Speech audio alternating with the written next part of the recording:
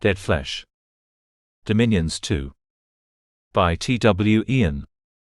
This is a multi-voice AI-narrated audiobook.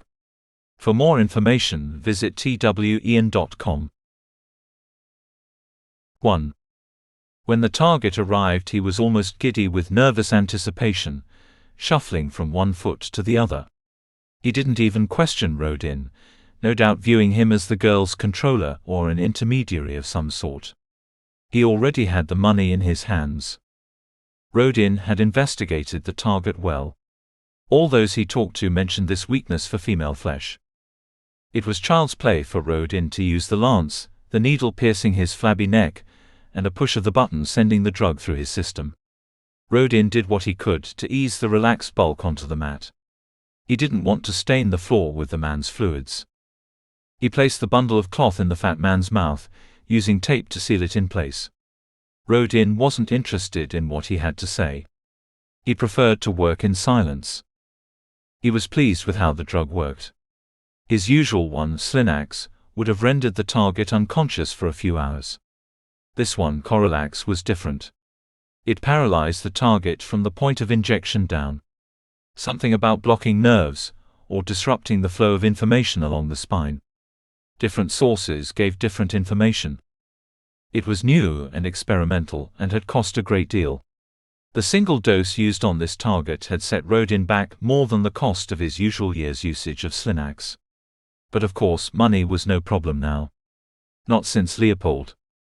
And Corilax was ideal for this contract. The client had been specific.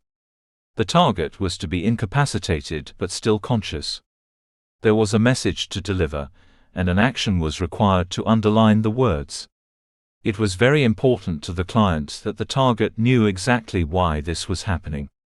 The client wanted the target's last few seconds of life to be filled with regret and remorse. Rodin looked down and took the man in. Receding hair in need of a cut, covering the tops of his ears. Thick jowls, a fat face, a few days of patchy stubble on his chin. His body was large in an unhealthy way, not enough exercise, too much bad food, and gave off a stale aroma, days of sweat accumulated in his clothing.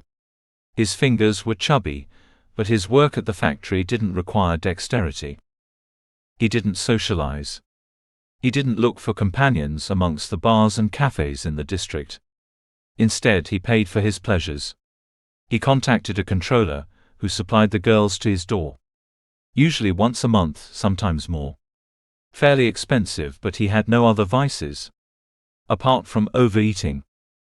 Paid companions. Rodin was well aware of them and how they worked.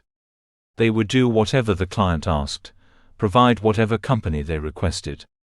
And when their job was done, they would take their payment. Rodin doubted the girls felt any physical attraction for the man.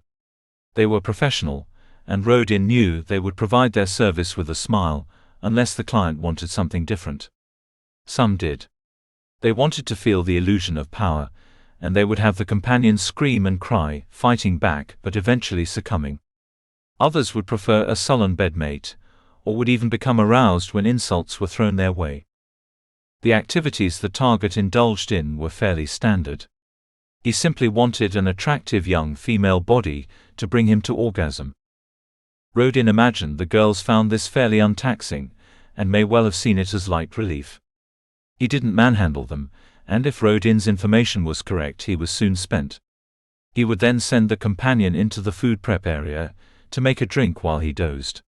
Easy money. The fat man's only vice. And yet the old man wanted him removed. Rodin felt there must be more than the girls. He had searched, always looking for the secret that lay just around the corner. The man had no enemies. At work he was a non-entity, and there was no animosity between him and his co-workers. He had no family. There was no obvious reason why anyone would want him removed. Rodin almost felt sorry for him. Almost. Rodin looked at the facts with his usual cold detachment. The man was a nobody. He was making nothing of his life. If he were gone, he would not be missed. His job could be taken over by anyone else. He had no friends who would miss his company. The girls might lose out on some easy money, but that was it. It made no sense, but that didn't concern Rodin. It was a contract. It was work. It was what he did. Rodin slowly removed the man's trousers, then the stained, crusted shorts. Thick thighs, rolls of fat hanging to one side, and small, shriveled genitals lying against one leg. Rodin wondered when the man had last seen them. He wondered if the girls had to fight against the flesh of his stomach to get into position. Rodin brought out a cord, tied it around the base of the genitals and tightened it. He had his instructions. At least with the Corillax. The target wouldn't feel the physical pain. He had to be conscious to see what was happening. That was part of the contract, but the client had mentioned nothing about him feeling it. The man's eyes were damp and a single tear fell down his fat face. A muffled sound, a scream trying to work its way round the gag. "A message from my client," Rodin said, looking straight into the man's eyes. He paused, aware that it would add to the fear the man felt, but also conscious of having to work up to uttering the words on the script. A somewhat pathetic statement, almost childish. But the words were in the contract. It was part of the job. You fuck and you get fucked. His blade was sharp and a single cut severed the flesh. He held up the mass of tissue for the man to see. Realization drained all color from his sagging cheeks. Rodin could see down to the bloody mess between the man's legs, the crimson soaking into the mat. With the folds of skin, it was not initially clear what was missing. With surgery, it was always possible the man would survive. Maybe his manhood would even work to some extent. Rodin wanted to finish this quickly, but there was another part of the contract, the requirement of proof. He brought out his screen and angled it to the wound, ensuring the image showed everything. He captured it, then angled the screen to the man's face, taking an image of his wide eyes.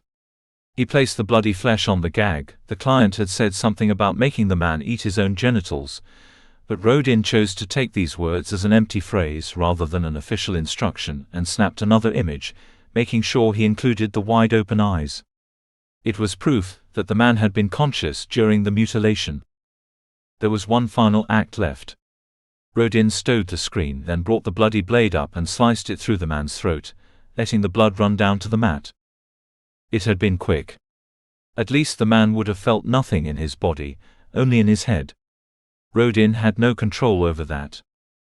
He took one last look at the body, taking in the wounds, the blood and the pulpy flesh that still sat on the gag. He needed to clear up, but he needed to see first. He needed to imprint this moment. Rodin let the image sink into his memory. He would use it later. Rodin anticipated the dreams every night now. It was rare that none came to visit. This night was no exception. It started with a stench of burning meat, fat, overcooked. The aroma clogged his nostrils and ran into his mouth. He wanted to gag. There was smoke too. A thin haze to the air, gray particles floating. It was seeping through the gap under the door. Only a little, but enough. Enough to let him know something was burning. And he knew what it was. He shivered, his stained garment doing nothing to keep out the chill. There was a tear in the fabric across his back. Cold air stabbed at him every time he moved. Every time someone else moved. He was not alone. He knew this, but it was not possible to focus on anyone else. He tried turning his head, opening his eyes wider, but all he saw was gray. He couldn't understand how he had seen the smoke. His head was covered in cloth. Gray filled his vision, the color of rancid meat, of a corpse's face. It was a lack of color, a lack of life. And it was all around him. Then Rodin was running. His legs were moving fast and they hurt, muscles screaming for him to stop. He could no longer feel his feet. He didn't want to look down, scared of what he knew he would see. They would be bloody, ripped to shreds. Covered in dust and grime. He had no idea how they still worked. But work they did. His lungs fought for air, taking in icy gulps that stung as they raced down his throat, razor wire all the way. He wanted to cough but knew he'd bring up blood. Knew he'd never stop coughing once he started. And they'd find him, hunched over, his lungs destroyed, splatters on the rocks beneath him. Everything coming up. If he stopped he was dead. The stench followed him, forcing its way deep inside. Nausea rose and everything blurred. He felt his stomach start to cramp, twisting as it fought to rid itself of the invading vileness. Then a shift. His throat was hot and acidic, the taste of vomit in his mouth. His back was on a cold stone floor, and a boot came flying his way once more, a blur half seen through almost closed eyes. He felt it connect, felt the intense pressure as air was forced from his lungs. Felt the shock as his body doubled up once more. But he wouldn't let them win. He'd keep his silence. Whatever they forced from his body, they would never reach into his mind. He couldn't allow that. Pain grew. His whole body screamed. But the physical pain was not the worst of it. White-hot shards tore through his head. His vision was a field of explosions, his eyes tight with the pressure building within his skull. He could feel it wanting to burst out. A screaming whisper, a reminder of something but obliterating everything. Too much to take. Too powerful to keep within. Rodin fought. He delved deep, pulled up his own image. Fat legs coated in warm sticky blood. Between the legs a mess of cut flesh. And there severed, the tissue that had been removed. White showing through the blood-stained mass, mangled beyond recognition, falling apart without the rest of the body. He'd done that. It was Rodin's own work. It was what he did. It was his job. That was all. Just a job. And the nightmare retreated. It couldn't contend with such a job. Not tonight. Not until that image had grown pale, just as the others had done. One day, and probably soon, the sight of that bloody wound would be nothing more than wallpaper in his mind. But for now it worked. And Rodin slept through the rest of the night.